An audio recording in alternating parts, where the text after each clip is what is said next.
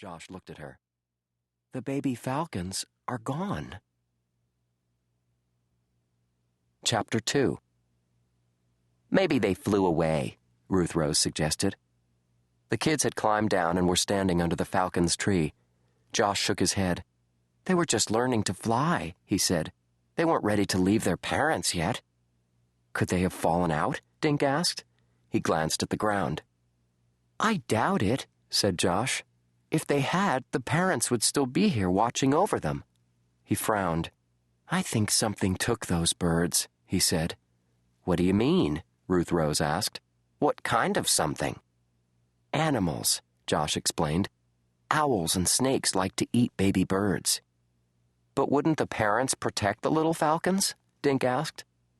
"Yeah," Josh said, "unless something happened to them, too." "Maybe something scared the parents away," Ruth Rose said. Josh shook his head. The parents wouldn't leave their babies. "Then what could have happened to them?" Dink asked. "5 falcons can't just disappear." "I don't know," Josh said. He looked worried. "Come on, let's get out of here. I want to report this." "Report it to who?" Ruth Rose asked. She and Dink followed Josh back toward the path. "I'm not sure, but we can ask Mrs. Wong," said Josh. "She knows a lot about animals." 20 minutes later, the kids walked into Furry Feet, Mrs. Wong's pet shop. She was cleaning a large goldfish tank. "Hi, kids," Mrs. Wong said. "What's up? I was just about to close for the day."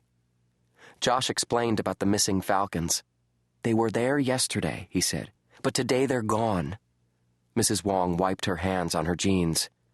"That does seem odd," she said. "Peregrines are an endangered species," Josh said. "Should I report this to someone?" "That's a good idea, Josh," said Mrs. Wong. She went over to her desk and pulled open a drawer. "Here you go," she said, handing Josh a card. "That's the number for the Department of Environmental Protection, the DEP for short. They have an office over at the fire station." "Thanks, Mrs. Wong," Josh said. "May I use your phone?" Josh dialed the number while Mrs. Wong went back to cleaning the goldfish tank. Dink and Ruth Rose listened as Josh explained about the nest and the missing falcons. He thanked whomever he was speaking with and hung up. "Someone is going to go out there and take a look," he told Dink and Ruth Rose. "But the guy I talked to said an owl probably got the babies." Ruth Rose shuddered. "Those poor falcons." The kids thanked Mrs. Wong and left the store. Outside, it was starting to get dark. Ruth Rose, Josh, and Dink crossed Main Street and cut through Center Park. A family of ducks was swimming in the pond. When the parents noticed the humans, they quacked loudly to their babies. The ducklings quickly swam over to their mother and father. Josh stopped walking. "I don't think an owl could have taken those baby falcons." "You don't?" Dink asked. Josh shook his head. "Mother and father falcons are fierce. They wouldn't let an owl within 10 feet of their nest." "Could a snake climb that high?" Ruth Rose asked. Josh smirked. "Yeah, a human snake." "What do you mean?" Dink asked. "You think a person stole the falcons?" Josh nodded. "But who would do something like that?" Ruth Rose asked.